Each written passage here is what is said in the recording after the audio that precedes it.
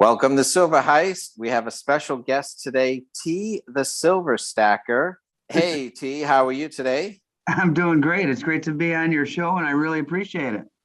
Yeah, so I wanted to talk to you for multiple reasons, but one of the thoughts that I had, I could interview the guy who interviews coin stores. And so Hey, you've done so much. that's me, my friend. That's me. Yeah, I'm excited to hear about all of your coin shop adventures. I've watched a bunch of them, and I see you doing them in multiple states. So I figure you've got a lot of points of view that you picked up along the way. Yeah, it's always interesting. No two coin shops are ever the same, and it's a lot of fun to just walk in the door and see what they're all about. And I've definitely had some adventures along the way, and it's and also some really good deals, practically speaking. And it's coin shops, local coin shops are a great place to go if Yeah. you're looking for deals. And so, ballpark, how long have you been either stacking or collecting silver, Gosh, yeah, time wise? I've been collecting coins ever since I was a kid. My Uh-huh. mom was a cashier at a grocery store and then later a gas station. So she'd always bring me home interesting coins, and she explained to me what a constitutional silver, or junk silver, was way back when I was just a kid. But back those Great. in those days in the 80s, I mean, you could still find silver coins, 90% in, your change. And so she would take a buck or two to work every day and sometimes come home with, a silver dollar, or usually not a silver dollar, but a half dollar or a quarter, or Yeah. more commonly a dime. And that would make my day. So fast forward to, being a coin collector pretty much all my life and having kids and taking a break. And then now, most recently, I've been hitting it pretty hard the last couple of years. Awesome. So then I'm curious because you do so much local coin stores. In terms of purchasing, are you a local coin store purchaser or an online purchaser? I Mostly. used to be online just a tad bit, especially with the world conditions not too long Yeah. ago. But once everything started opening back up, I was back into the coin shops, and really that's my preference for Yeah. several reasons. Not only the bargains that I mentioned earlier, but the surprises that you can find in a local coin shop. One of my favorite things to do is search their generic bins, and it's always a treasure hunt. You never know what you might find, and I've Yeah. had some fun surprises along the way. That's great. And so do you ever go into a local coin store without a video camera? You know what? I always have my phone on me, and I do my video exclusively with my phone, and I Yeah. do all my editing on my phone. So Yeah. I never, I guess the answer to your question is no, I never go into a coin shop without my phone. And Yeah. sometimes they let me video and sometimes they don't. And that's cool too. But at some point you just decided to ask them like, hey, would you like to can I interview you on camera? And you somehow Yeah. get them. So how did that start?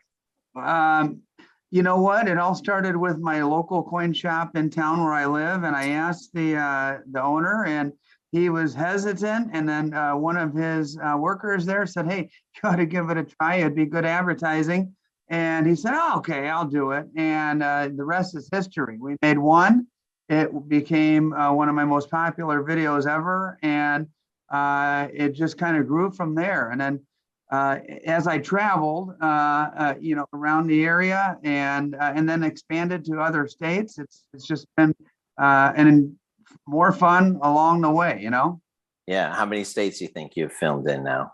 Let's see, Indiana, Illinois, Florida recently, and I just got back from Pennsylvania Wow. and the DC area, and I'll have some videos from there real soon. Actually, I got some good footage out there.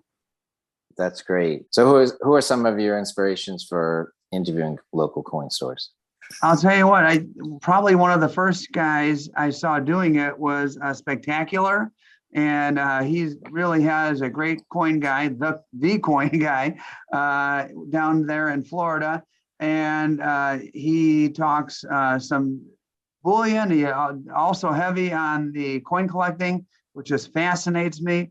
It's such a huge, area to dive into, and I really enjoyed his early on, and then also many of us have kind of gotten on the bandwagon. I'm not exactly who started first, but Speg was the first one that came to mind.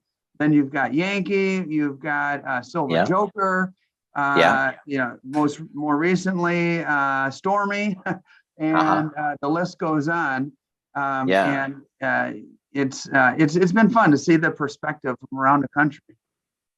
Like I've noticed, I think maybe there's a Rich, there's Mac, there's Sherry, and I see them pop up 2-3 times. And so I think they've been happy because you've done some like repeat interviews with people. Yeah, absolutely. It's a kind of a win-win situation because, yeah, they definitely have new folks come in to their shops. And the funny comments that I see are like, well, I'm only 10 minutes away from that shop and I never knew it existed.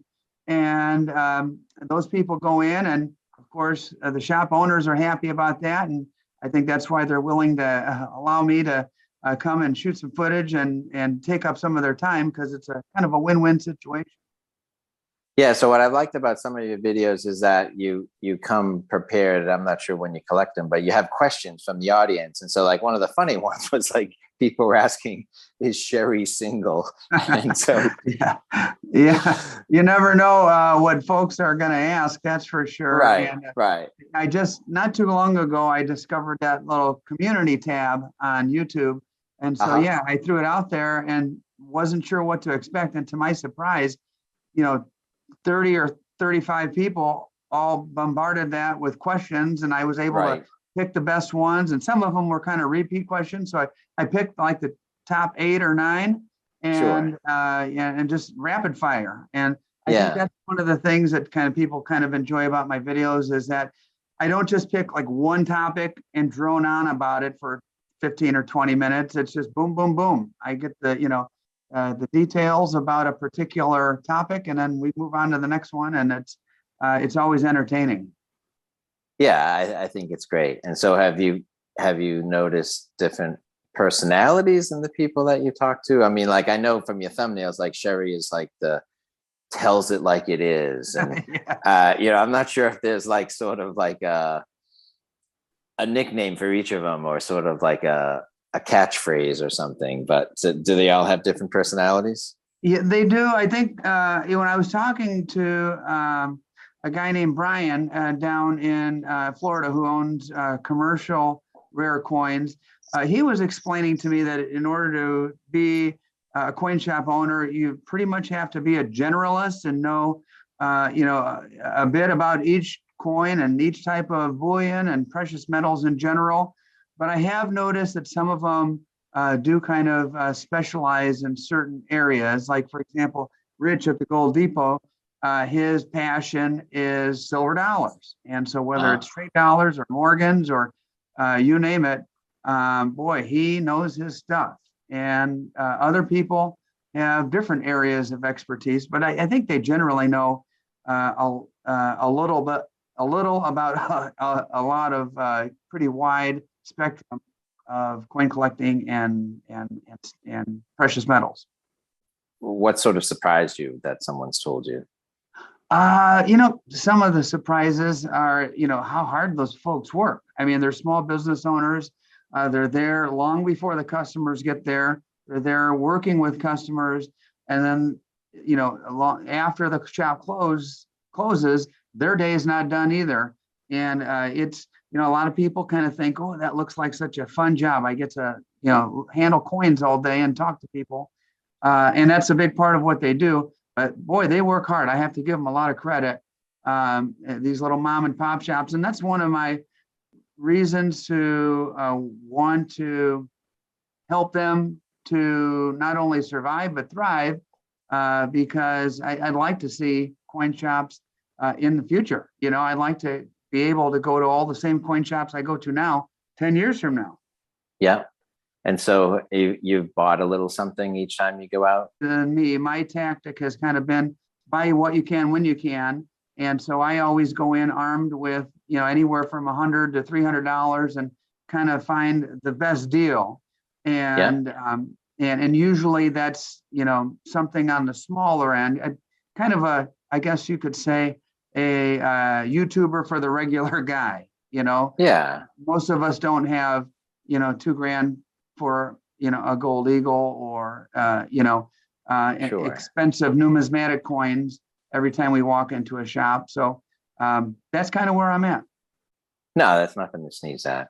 Yeah, I it mean, adds up. It so really does. sure. Yeah. I know from watching your channel, you're a big Libertad or Yeah, Libertad fan. I don't know how I you pronounce certainly it. am. Yes.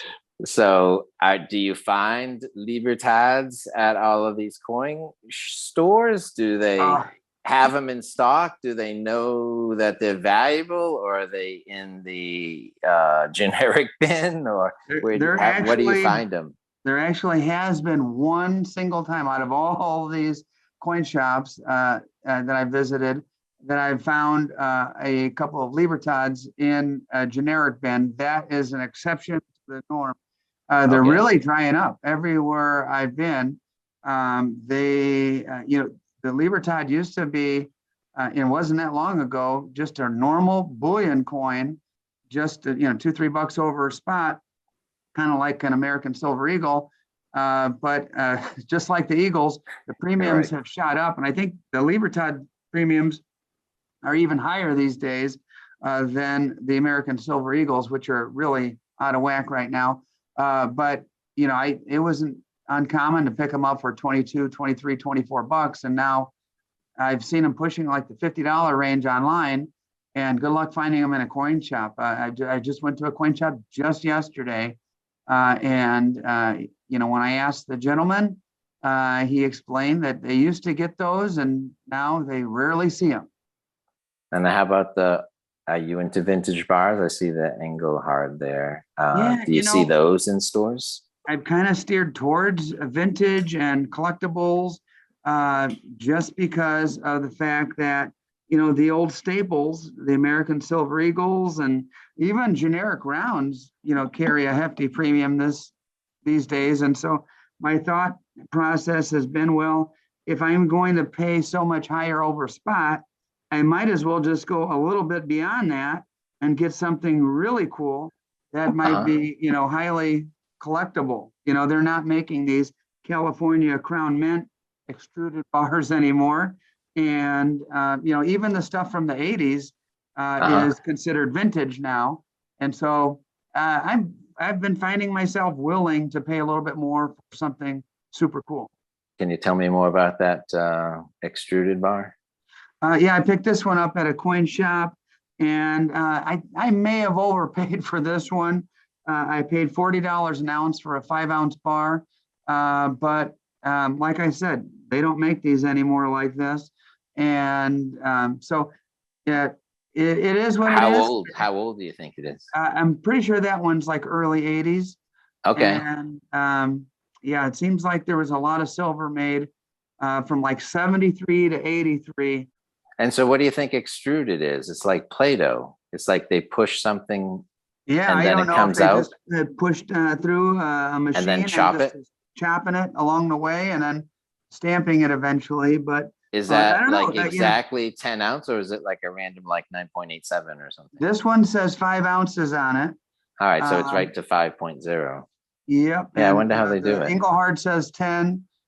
This one I haven't weighed it, but it says 10 plus. So I'm There you go. assuming the National Refineries is a 10 or maybe slightly over. This one's got a Right. kind of nice little rainbow on it. I don't know if the camera can pick that up, but I don't know. I just think it's cool. And until premiums come down, and which whenever they do, if and when, I'll be right back to stacking more junk and or constitutional silver and generics. But I kind of and my game plan is basically this. I don't want to walk into a coin shop and have my heart set on buying a certain thing, because you don't always get the best deal that way.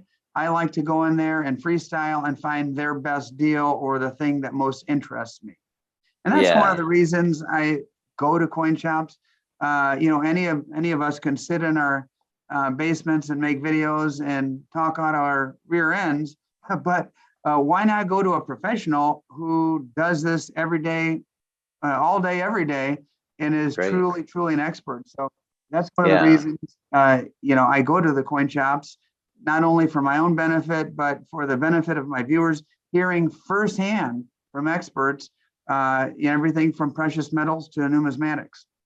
So as you're either filming or just hanging around the coin stores, have you seen some people bringing, their cigar box full of coins to sell?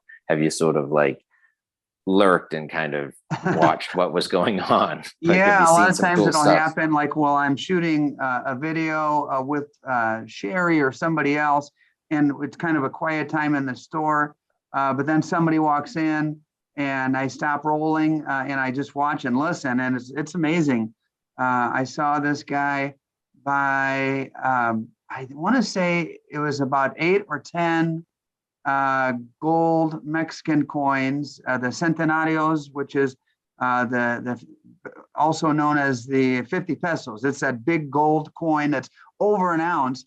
This dude was buying a bunch of them. Like, my goodness gracious, people do have some money to spend and sock away in their safes on precious metals. But yeah, I've seen some interesting things, that's for sure. I met Yankee and Tim at that Tim's store one time. Really? That's cool. Yeah. So Uh, there was a traveling Yankee box where a treasure box went to like 20 different people around America and oh, I do Canada. remember that. That was a while back too. Yeah. So it was like, take a coin, give a coin. Mhm. And so I was the last stop. So I hand delivered it because, like, I don't know Oh, how it got nice. through the US post office so many times without a hitch. But Yeah, no like, all kidding. right, so let's just hand deliver the last leg just to be safe.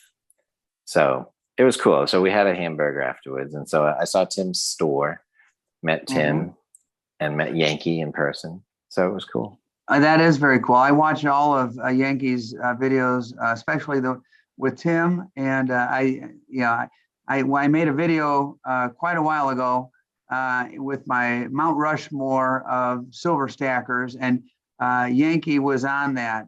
He's definitely one of the tops in as far as silver stacking YouTubers go, in my book at least. Yeah, and I'm sorry I haven't watched it yet, but you just met Silver Joker. Was that Zoom or did you go to his coin store? Oh no, yeah, we did something like this. We just basically did it over the internet, and yeah, he is very passionate about what he does, and I have a lot of respect for him as well. He is also on my Mount Rushmore of silver stackers. What a great ambassador, because the guy knows his stuff, and he's very entertaining as well. I watch all his stuff too. I don't know if you're like me, Heist, but I'm kind of a junkie when it comes to watching silver stacking videos. I mean, I watch a lot of them. That's awesome. Yeah. I like Silver Joker's positivity. He's Yeah, like over the top positive, he which is sure a is. credit. Yeah, So I solid. always feel good watching his videos, and some of them that are out there are a little bit more doom and gloom. And with Joker, you're not going to get that. You're always going to get the positive spin and a hopeful outlook. A hopeful outlook when you're done watching that video. Hey, So I really appreciate you having me on your channel. It's a big honor. I really enjoy your videos. You and I are very similar in the respect that we put a lot of thought and effort into our videos. I've always admired you and actually emulated you, or at least tried with my videos as far as all the detail. And it's obvious that you put a lot of research into your videos. And I want you to know for myself and all of your thousands of viewers, we appreciate that. well, thank you very much. I appreciate the efforts you put into yours. I appreciate you talking to people and folding in your audience's questions. I think that really kind of closes the loop and connects people to people you have access to. So I think that's great. Well, thanks. I appreciate that. So subscribe and hit the bell notification for T, the Silver Stacker.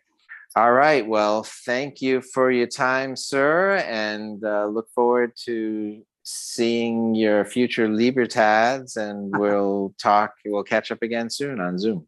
Sounds good, Heis. I appreciate it, buddy. All right. Take care. Thank you very much. All right, take care. Yeah, bye.